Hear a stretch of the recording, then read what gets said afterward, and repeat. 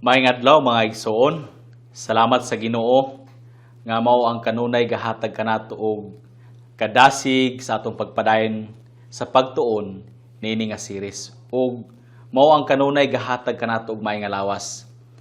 Mga igsoon, karon nga pagtuon nato naa kita sa episode 22. Ug ang tema nga atong tun-an karon nga adlaw ang pagkabilanggo kang Pedro ug ang pagkamatay ni Herodes. Mao kini nga mga punto ang atong tun-an karon.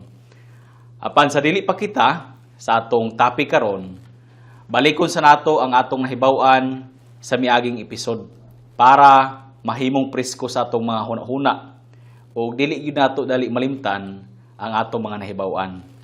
Maigsoon, nagtuon kita may tungod sa panan-awon nga gipakita sa Dios kang Kapitan Cornelio nga usa ka Romano. O sa ato pa, hintil. Hintil siya nga tao. O diha sa iyang pananawon, giignan sa anghel si Cornelio nga paagtuan niya si Pedro. Kay naay isulti ni Pedro nga pinaagi niini maluwas siya ug ang iyang tibuok nga panimalay.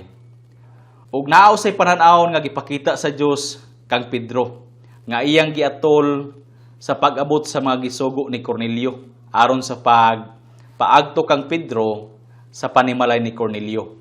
O pinaagi nini nga pananawon, nasabot ni Pedro nga wala nay hugaw nga mga tao o tribo o nasod. O wala na usay hugaw nga mga pagkaon, kay hinlo na ang tanan nga mga tao ug ang tanang mga pagkaon. Nga sa una, para sa mga Hudiyo, para nilang Pedro, hugaw gyud ang mga hintil.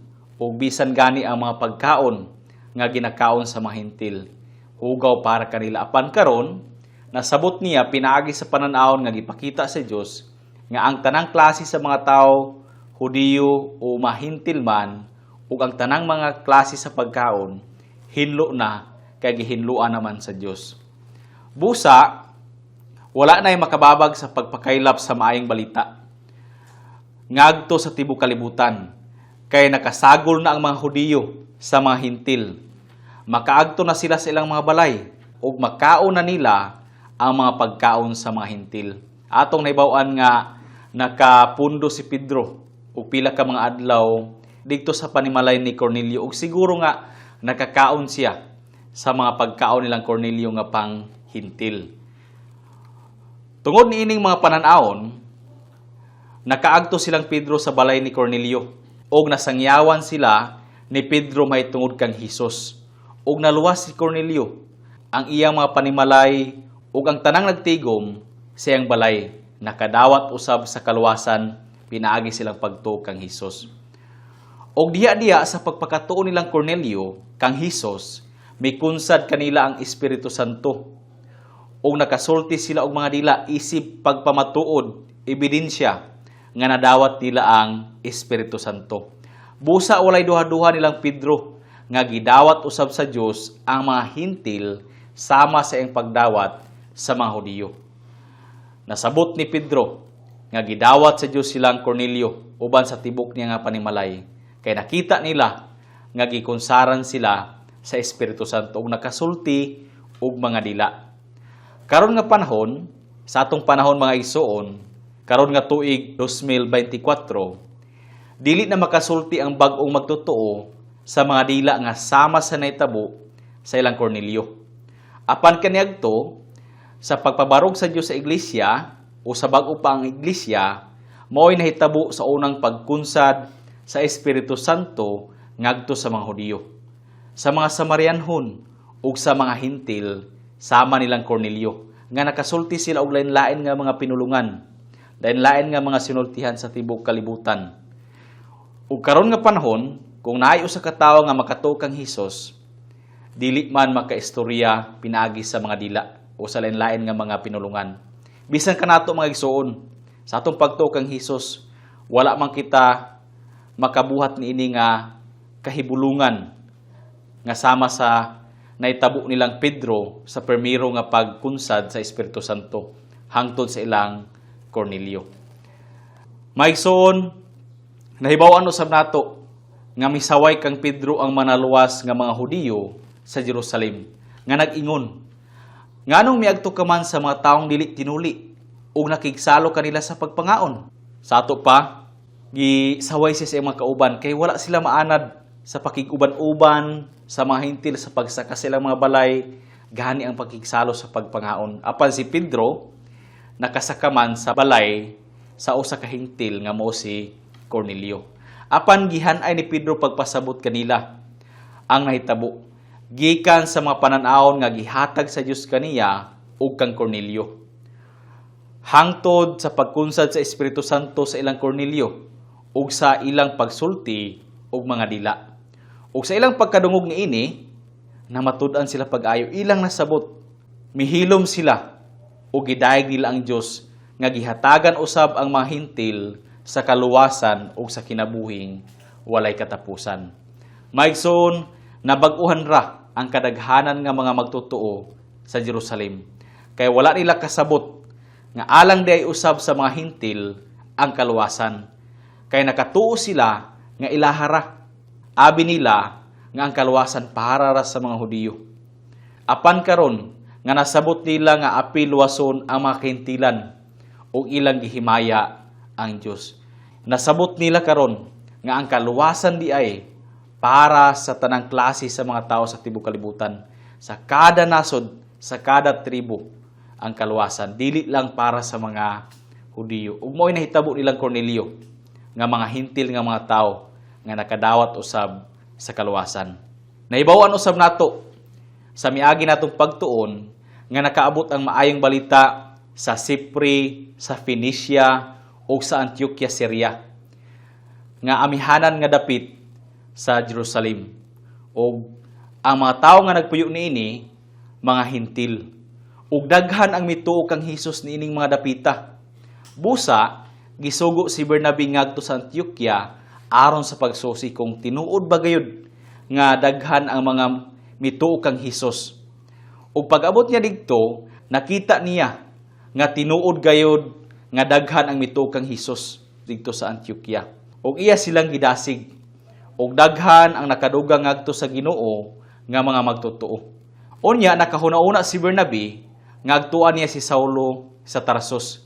Kadtong Saulo nga atong gitun-an sa miagi nato nga mga pagtuon. Nga sa una, nangulo sa pagluto sa mga naluwas sa Jerusalem. Usa ka tawo nga bangis o parasiyo nga gapangluto sa mga magtotoo. Kilir nga tawo. Apan giluwas sa Ginoo sa gapaingon pa sa Damasco. Ug tungod nga patyon unta sa mga Hudiyo sa Jerusalem, ani nga panahon, naluwas na si Saulo o Pablo kay nakatuo siya kang Hesus didto sa dalan sa Damasco. Gipagikan sa mga kaigsuonan paingon sa Tarsus. Ug tungod kay medyo duol ang Tarsus sa Antioquia, gipaagtuan ni Bernabe si Saulo. Ug nakatabang si Saulo kang Bernabe sulod sa usa ka tuig sa pagtudlo sa daghang kaayong bag-ong nangaluwas didto sa Antioquia. Sa ato pa, nahimong partner ni Bernabe si Saulo sa pag-atiman sa mga bag-ong mga magtotoo didto sa Antioquia, sa pagpalig-on kanila sa pagpatubo sa ilang espirituhanon nga pagkinabuhi. O siguro nga daghan pa ang ilang na sangyawan sa kaluwasan nga nakadugang sa grupo sa mga magtotoo nga mga hintil dito sa Antioquia. O nahibawan usab nato mga igsuon, ang katapusan natong gitun-an sa mga buhat kapitulo 11, mao ang pagpropesiya ni propeta Agabus nga naay moabot nga dakong gutom sa tibuok kalibutan. Busa, ang ibuhat sa mga magtotoo, nag-amot-amot ang mga naluwas sa Antioquia. Ug ilang ipadala kang Bernabe ug kang Saulo sa Jerusalem aron itabang sa mga kaigsuonan didto. Sa mga igsuon nga anaa sa panginahanglanon, mo ilang tuyo nga makatabang sila sa ilang mga igsuon sa pagtuo. Sa ato pa, sa katapusang hanay sa dakong sugo ni Hesus, nga mao ang pagsangyaw sa paagi sa kaluwasan ngadto sa mga hintil, gakatuma na o gaanam-anam gadaghan ang mga magtotoo nga mga hintil. Sumala sa ato nang nangahibaw-an. Nahiusa na ang mga hintil sa mga Hudiyo diya sa iglesia. Sa ato pa nahimo silang usa ka lawas, diya kang Kristo pinaagi silang pagtuo. Ug nabag-uhan ang mga Hudiyo niini kay wala sila maanad sa pakigsandurot, sa pakig-istorya sa mga hintil. Apan karon mo'y nahitabo nga nausa sila. Apan ila hinuong kining nadawat ug malipayon sila nga ang mga hintil nahimo usab nga sama kanila nga mga naluwas diha kang Hesus. Ug dito sa Antioquia nagsugod ang pangalan sa mga naluwas nga mga Kristohanon. Mao ang permiro o sinugdanan nga gitawag ang mga magtutuo ug mga Kristohanon. Ug ang nagngalan ini mao man ang mga dili mga magtutuo, dili mga naluwas. Ilang gitawag ang mga magtutuo or ang mga naluwas nga gasunod kang Hesus ug mga Kristohanon. O bisan gani kanato gatawgon man kita og Kristohanon. Mao kini ang atong tinuod nga kahimtang. Maigsoon atong nahibaw-an nga mikaylap pag-ayo ang kaluwasan diya sa mga Hudiyo nga daghan kaayo ang mga naluwas bisan pa man sa mga kahintilan nga daghan usab ang mituo kanila. Ug maigsoon mo'y kahitabo kasagara. Mataglakang sa pagpakaylap sa pulong sa Dios, musukol si Satanas ug naay moabot nga mga paglutos sa mga tinun-an ni Hesus. Mo'y kahitabo mga igsoon kung daghan ang mga mahimong maluwas, maniguro pod si Satanas sa pagbabag sa mga tao nga dili makadawat sa kaluwasan. Hunahunahon gani nato ang naitabo sa Jerusalem. Pagtuo sa daghan kaayo nga mga Hudiyo kang Hesus, gidakop ang mga apostolis o gilatos sila.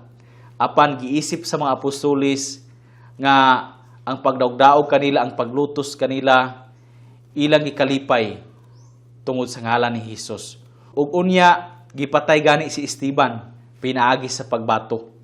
Nahitabo kining tanan mga igsuon tungod sa pagpakaylap sa pulong sa Dios ug misukol dayon silang Satanas. Mao'y trabaho ni Satanas dinhi sa kalibutan nga dili siya malipay nga naay mga tao nga maluwas, naay mga tao nga makatuo kang Hesus ug magamit siya sa iyang mga tao para sa pagbabag sa kaluwasan.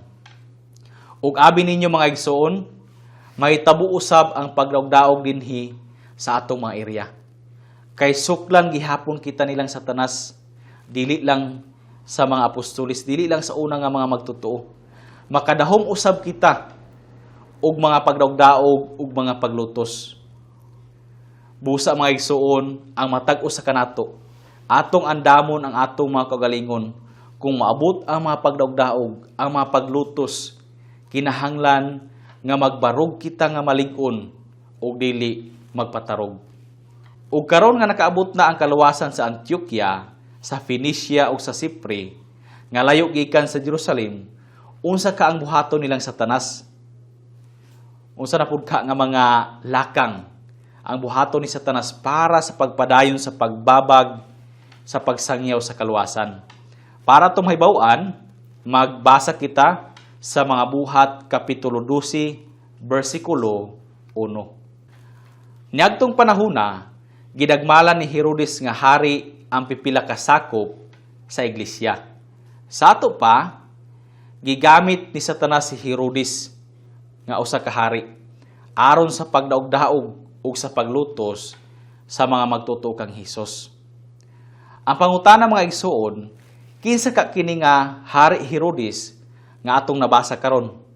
Kung magtuon kita diya sa pulong sa Dios, unom ka buok ang gisgutan nga mga Herodes. Ug magtuon kita may tungod sa Herodes nga pamilya. Maigsoon, si Herodes nga bantugan mao ang unang Herodes nga gisgutan sa pulong sa Dios. Ug siya ang nagsugo sa Mateo kapitulo 2 nga pamatyon ang tanang mga batang lalaki nga nag-edad og 2 ka tuig paubos didto sa Bethlehem ug sa kasikbit nga mga dapit niini sa panahon nga gamay pa si Hesus. Ug siya usab ang nagpaayo sa templo sa Jerusalem nga gidagmalan sa mga taga-Babilonia. Ug naay tulo ka anak nga lalaki ni Herodes nga bantugan. Ug tanan sila ginganlan og Herodes nga sangay silang amahan. Sa ato pa, ang Herodes nga pangalan usa kini katitulo nila. Kung mamatay ang ilang amahan nga hari, ang musunod kaniya tawgon usab og Herodes. Ang una kanila mao si Herodes Archelaus nga nakapulis ang amahan sa paghari sa Judea sa pagkamatay na sa ilang amahan nga si Hari Herodes nga bantugan. Ug panahon kini nga mipauli silang Maria sa Nazaret gikan sa ilang pagbakwit kang Hesus sa Ehipto. Ang ikaduha mao si Herodes Antipas ug siya ang nagpapunggot sa ulo ni Juan nga Bautista. Unya ang ikatulo kanila mao si Herodes Philippi ug siya ang giilugan sa asawa sa iyang igsuon panahon ni Juan nga Bautista. Ang asawa ni Herodes Philippi mao si Herodias nga giilog ni Herodes Antipas nga igsuon niya. Ug si Herodias gani ang nahimong hinungdan nga si Juan nga Bautista gipapunggutan og ulo ni Herodes Antipas. Unya, naapay duha ka buok nga mga apo ni Herodes nga bantugan nga mao sila si Herodes Agripa I nga gihisgutan sa mga buhat kapitulo 12. Ug magtuon kita karon mahitungod kaniya si Herodes Agripa I. Sunod si Herodes Agripa II, ang katapusan nga Herodes ug atong mahibaw-an ang mahitungod kaniya sa mga buhat kapitulo 25. Kung maabot kita niini nga kapitulo, atong mahisgutan pagbalik si Herodes Agripa II. Kining mga Herodes nga atong nahisgutan karon mga igsuon, gapamulitika silang tanan. Wala sila'y gugma alang silang sakop nga mga Hudiyo. Ug maoray ilang tuyo ang ilang kaugalingon nga pagkabantugan ug kaayuhan ug pagkadato. Sa ato pa, dungog ang ilang tuyo nga madahig sila sa mga tao ug wala lang kanila ang pagtabang sa ilang mga sakop. Kay gusto nila nga sila ang mahimong dungganon sa tanan. Sa atong pagpadayon mga igsuon, magbasa kita sa mga buhat kapitulo 12, baliko nato ang bersikulo 1. Isumpay dayon nato ang bersikulo 2 hangtod bersikulo 5. Niadtong panahona, gidagmalan ni Herodes nga hari ang pipila ka sakop sa iglesia. Iyang gipatay pinaagi sa espada si Santiago nga igsuon ni Juan. Kini nga Santiago mao si Apostol Santiago. Ug sa nakita niya nga kini nakapahimuot sa mga Hudiyo, mipadayon siya sa pagdakop usab kang Pedro. Nahitabo kini sa mga adlaw sa pan nga walay patubo. Ug sa nadakop na niya si Pedro, gibutang niya siya sa bilangguan o gitugyan siya ngadto sa 4 ka hut-ong sa mga sundalo. Nga sa ato pa, 16 ka buok ka mga sundalo. Aron pagbantay kaniya sa tuyo nga human sa kasaulugan sa pagsaylo, paatubangon niya siya sa katawhan. Sa ato pa, higpit kaayo ang pagpabantay ni Hari Herodes kang Pedro. Sa tuyo nga dili gyud siya makagawa sa prisuhan. Kay ang iyang tuyo, iya usab nga hukuman o kamatayon si Pedro sunod kang Apostol Santiago. Busa si Pedro gibilanggo apan gihimo sa iglesia alang kaniya ang mainiton nga pag-ampo ngadto sa Dios. Sa ato pa, nakasulod sa kasing-kasing niining Herodes nga mao si Herodes Agripa I, ang pagdagmal sa mga naluwas. Una, iyang gipapatay si Apostol Santiago, pinaagi sa espada. Ug nakita niya nga nakapahimuot kini sa mga Hudiyo. Nalipay ang mga Hudiyo nga ilang nasaksihan ang kamatayon ni Apostol Santiago, pinaagi sa pagpunggot sa iyang ulo. Ug kinsa ka kining gitawag og mga Hudiyo mga igsuon? Sila ang mga Hudiyo nga wala maluwas. Kay diya sa pulong sa Dios, mahibaw-an kung kinsa ang gisgutan nga mga Hudiyo. Kay gatawgon og mga Hudiyo ang mga dili mga magtotoo. Mao'y usa ka gaitawag kanila. Ang mga Hudiyo nga dili mga magtotoo, gatawgon sila og mga Hudiyo. O gatawgon ang mga Hudiyo nga mga magtotoo og mga naluwas. O iglesia, mga Kristohanon, o mga iya sa dalan nga sa ato pa iya ni Kristo, mga magtutuo, mga kaigsuunan o mga tinun-an, mao'y gaitawag sa mga Hudiyo nga mga naluwas kining atong nahisigutan ug mausab ang gaitawag kanato nga mga magtutuo kang Hesus. Sa ato pa nahimut ang mga Hudiyo nga wala maluwas nga gipatay ni Hari Herodes si Santiago. Busa gipadakop niya si Pedro ug iyang gipabilanggo nga gipabantayan sa upat ka hutong sa mga sundalo. Ug tuyo ni Herodes nga human sa kasaulugan sa pagsaylo, ipapatay niya si Pedro. Dautan man ang tuyo ni Hari Herodes Agripa I may tungod kang Pedro. Ug iya yung gipabantayan pag-ayo nga dili gyud makalayas, dili makaikya si Pedro sulod sa bilangguan. Apan ang iglesia nagtigom ug nagampo nga mainiton gayud alang kang Pedro. Usa kini ka maayo nga gibuhat sa mga magtutuo nga naghiusa sila sa pag-ampo para kang Pedro ug ipangayo nila sa Dios nga ipalikay si Pedro gikan sa kamot ni Hari Herodes sa iyang dautan nga tuyo nga iyang ipapatay sunod kang Santiago. Ug unsa ka ang sunod nga mahitabo kang Pedro?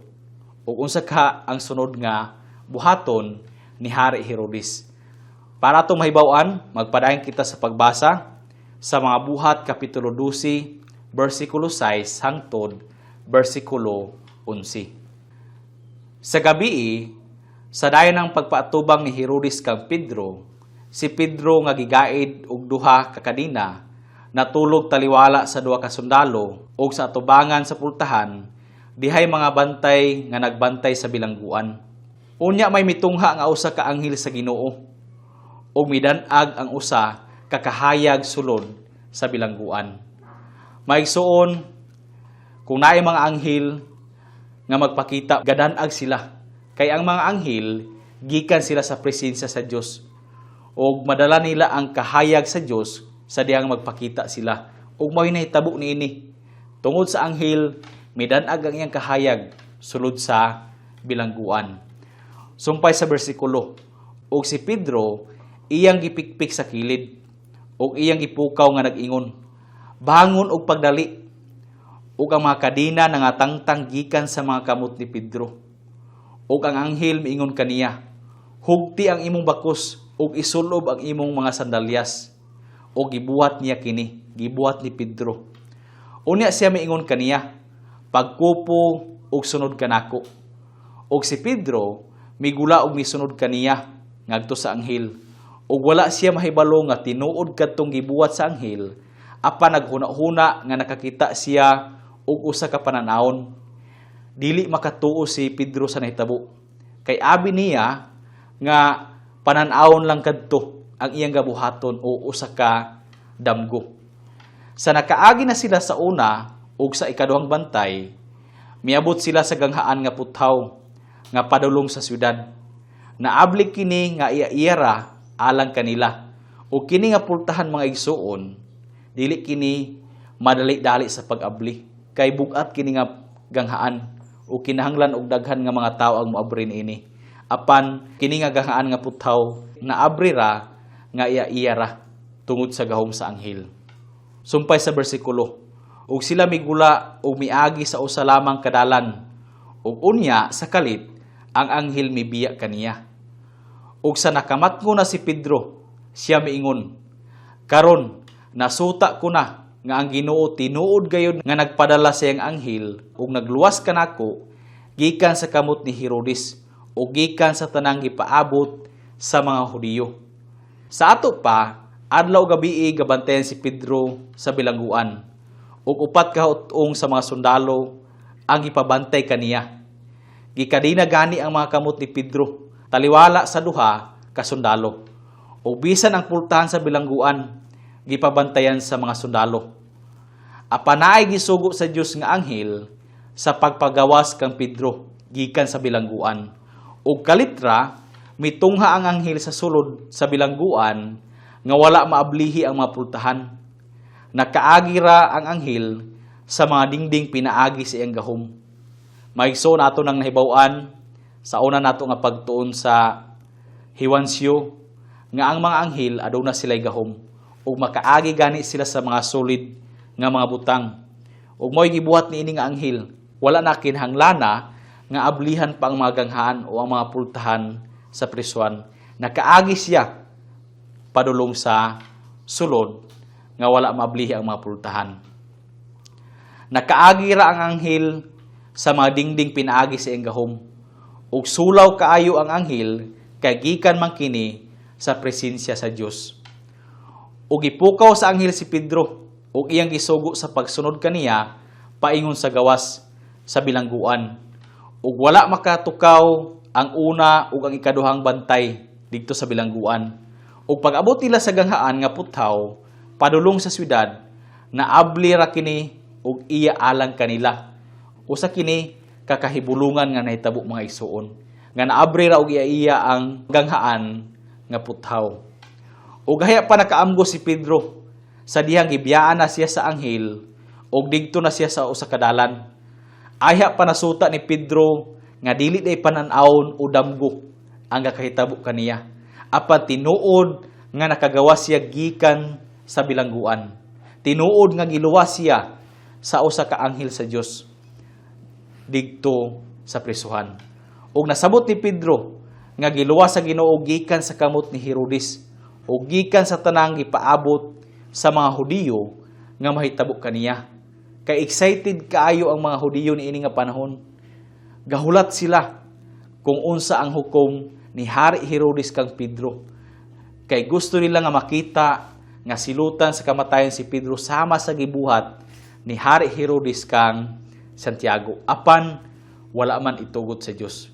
Maigsoon si Ginoong Hesus mo'y nagluwas kang Pedro. Wala niya itugot nga naay daotang mahitabo kaniya nini nga panahona. Busa mga igsoon para kanatong tanan. Dili kita malibog, dili kita mabalaka kung unsa ang mga mahitabo kanato. Kay kung dili itugot sa Dios, dili gayud mahitabo. Ang kakahitabo kanato mga igsoon, mahitabo lamang kung itugot sa Dios. Kay ang tanan, ang Dios man ang gabuot. Magpadayon pa kita mga igsoon sa pagbasa sa mga buhat kapitulo 12, versikulo 12 hangtod versikulo 17. Sa nakaamgo siya niini, si Pedro nakaamgo na, miagto siya sa balay ni Maria. O kini nga Maria mga igsoon, dili man mao ang Maria nga inahan ni Hesus sa kalibutanon. Lahi kini nga Maria nga gisgutan ani nga bersikulo. Inahan ni Juan nga ginganlan usab ug Marcos. Diin daghan ang nagtigom ug nagampo. Sa ato pa, ang mga magtotoo nga nagkahiusa sa pagampo nga mainiton para kang Pedro, didto sila nagtigom sa balay ni ini nga Maria nga inahan ni Juan Marcos. Ug sa pagtuktok niya sa pultahan sa gawas, usa ka sulugoon nga ginganlan og Roda miagto aron pagtubag. Ug sa nailhan niya ang tingog ni Pedro, sa iyang kalipay wala niya maablihi ang pultahan. Hinuon, midagan siya sa sulod o misugilon nga si Pedro nagtindog sa pultahan. Apan sila miingon kaniya ang iyang kauban nga mga magtotoo dito sa sulod sa balay. Nabuang ka. Gignan nila si Roda nga nabuang. Apan nang usugid siya pag-ingon nga tinuod kadto nga naa si Pedro gatindog sa pultahan sa balay. Ug sila miingon, iya kadtong anghel. Apan si Pedro mipadayon sa pagtuktok ug sa pag-abli nila, nakita nila siya ug nahibulong sila. Natingala sila pag-ayo nga ang Pedro nga ilang giampo nga napriso karon naa na silang atubangan nga gabarog nga wala maunsa.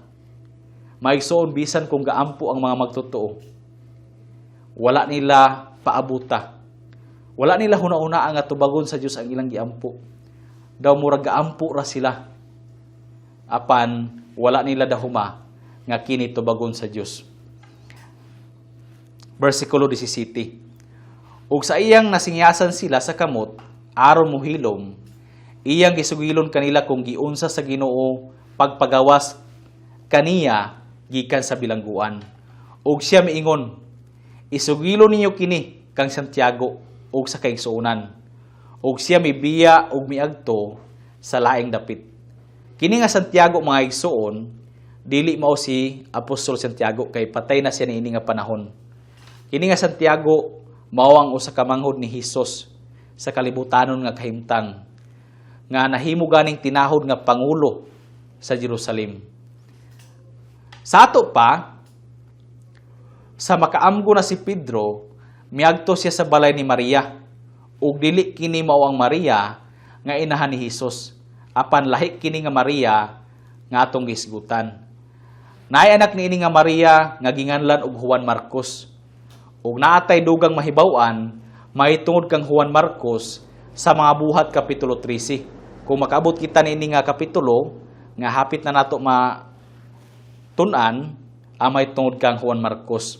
Apan isip una-una, kining Juan Marcos mao'y gipasulat sa libro sa pulong sa Dios nga ginganlan og Marcos, nga gisangay sa iyang ngalan. O magtuon pa kitag dugang mahitungod kaniya sa sunod nato nga mga pagtuon. Ug pag-abot ni Pedro sa balay ni Maria, nanuktok sa pultahan sa gawas. Apan sa pagduol sa sulugoon nga babayi nga si Roda, aron sa pagtubag, nailhan niya ang tingog ni Pedro ug midagan sa sulod nga wala niya maablihi si Pedro. Ug iyang gisuginlan ang mga magtutuo sa sulod nga anaa si Pedro. Apan wala sila motuo ug giigna nila si Roda nga nabuang. Ug miingon pa sila nga iya kadtong anghel ang nadungog ni Roda nga tingog nga ang buti lang ipasabot anghel kadto nga naay katungod sa pagbantay kang Pedro didto sa prisuhan. Sa ato pa, kini nga mga igsoon nga gaampo sulod sa balay ni Maria, wala nila paabuta ang tubag sa ilang giampo. Maigsoon, kung mag-ampo kita, maayo gayud kung atong paabuton ang tubag sa atong mga ampo. Kung mag-ampo kita, magdahom kita, nga tubagon gayud kita sa Dios. Kay diya sa iyang pulong, atong mabasa, ang manuktok ablihan, ang mangita makakaplag, ang mangayo paghatagan. Kung unsa man ang atong ipangayo pinaagi sa atong pag-ampo mga igsoon, atog yung paabuton. Atog yung paabuton nga naay tubag ang Dios sumala sa iyang kabubuton. Sumala sa iyang kabubuton. Kay ang Dios mao'y gatugot ug mao'y gahatag kanato sa tanan natong ipangayo kaniya. Apan may padayon si Pedro sa pagtuktok ug sa pag-abli nila, nakita nila siya ug nahibulong sila, dili sila makatuo nga naana si Pedro. Og isugilo niya kanila ang tanang nahitabo. Ug nagtugon si Pedro nga suginla nila niini si Santiago ug ang uban nga kaigsuonan nga nakagawas na siya. Maigsuon lahi kini nga Santiago kay kang Apostol Santiago nga gipatay pinaagi sa espada. Kay mao kini si Santiago nga manghod ni Hesus nga anak ni Jose ug ni Maria ug tinahod nga pangulo sa iglesia sa Jerusalem. Ug ato ganing nahibaw-an nga si Santiago gigamit usab sa Dios nga instrumento nga makasulat sa usa ka bahin diya sa iyang pulong nga ginganlan og Santiago nga diya sa Biblia nga gisangay kaniya bisan kung dili siya apostolis. Unya, mibiya si Pedro ug miadto sa laing dapit. Basin hadlok nga pangitaon sa mga sundalo sa balay ni Maria o sa ubang mga balay o madamay ang kaigsuonan busa milikay si Pedro. Dili gusto ni Pedro nga madalahig ang iyang mga igsoon sa pagtuo. Kay siguro gayud nga pangitaon siya ni Hari Herodes. Magbasa pa kita sa sunod nga nahitabo diya sa mga buhat kapitulo 12 bersikulo 18 hangtod bersikulo 19. Unya sa pagkabuntag na, dili gamay ang kaguliyang sa mga sundalo may tungod sa nahitabo kang Pedro. Nahimo kining dako nga kagubot nga si Pedro wala na sulod sa bilangguan.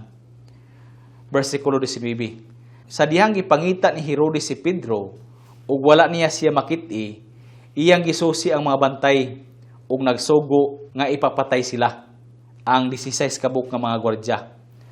Unya milugsong siya gikan sa Judea ngadto sa Cesarea ug mipabilin digto. Sa ato pa mga igsoon, Tungod kay nakagawa si Pedro sa bilangguan, gipapatay ni Herodes ang upat ka hutong sa mga sundalo nga 16 ka buok nga gipabantay kang Pedro. Ug pagkahuman niini, miadto si Herodes sa Cesarea nga amihanan nga dapit sa Judea ug mipabilin didto.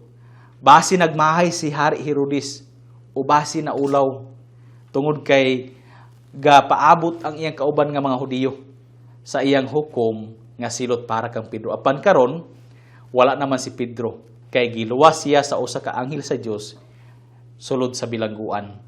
Magpadayon kita sa pagbasa sa mga buhat kapitulo 12 bersikulo 20 hangtod bersikulo 25. Mao ang atong katapusan karon nga bersikulo. Unya si Herodes nasuko pag-ayo sa mga taga-Tiro ug sa mga taga-Sidon. Sa ato pamaigsoon kung atong lantawon ang atong mapa, ang Tiro ug Sidon nga mga dapit layo kay kini gikan sa Jerusalem ug dili kini sakop sa Israel. Sumpay sa bersikulo. Busa sila miadto kaniya nga nakighiusa og human nila madani si Blasto nga tig-atiman sa lawag sa hari. Sila mihangyo nga makigdait sa hari.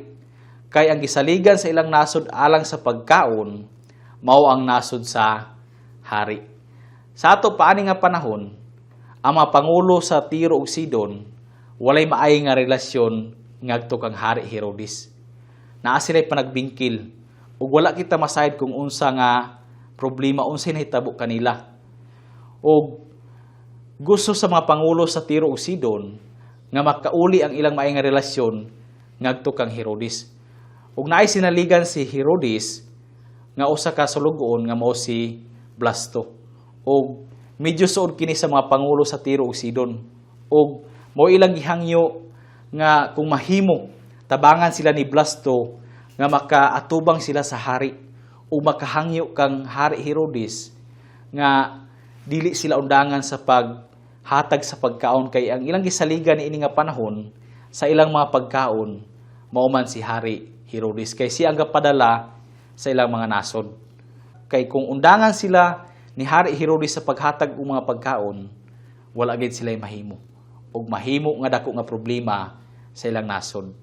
Bersikulo 21. Og sa adlaw nga gitakda, si Herodes misulob sa iyang harianong bisti. Milingkod sa iyang trono og mihatag kanila og usa ka pakigpulong. Og misinggit ang mga tawo, tingog kana sa usa ka Dios, dili sa tawo. Mao gisinggit sa mga tawo ngadto kaniya nga gikan sa Tiro ug Sidon.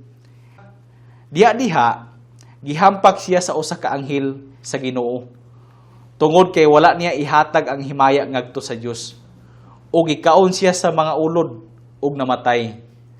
Apan ang pulong sa Dios mitubo ug misanay ug daghan ang nahimong naluwas nga mga Hudiyo ug mga Hentil.